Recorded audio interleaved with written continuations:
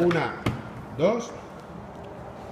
Pues nada, en la placa tenemos ya alimentación, por eso tenemos la iluminación. Ahora pulsaremos el pulsador 1 para la primera vivienda. Como vemos suena. Descolgaríamos, podríamos hablar, hacer una comunicación. Damos al pulsador del abre puertas. Como vemos se abre la puerta para que pueda entrar la persona. Descolgamos y ahora Funciona, ¿no? probamos. La puerta funcionaba, ¿ven? Ahora ya está bloqueado, ¿no? ¿Ven? Sí que funciona así. Oye, qué bien.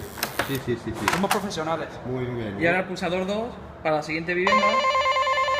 El Muy mismo bien. proceso, descolgamos, abre puertas y a comer que gerundio. Perfecto. Y veo que tenemos aquí los componentes básicos que son la fuente de alimentación, el abrepuertas, La placa de calle y dos y telefonillos. telefonillos. Aquí Oye, tenemos la ficha de empalme de comunes. muy bien, porque claro, esto es una Y- instalación analógica, ¿verdad que sí? Eso es, porque lleva 4 comunes.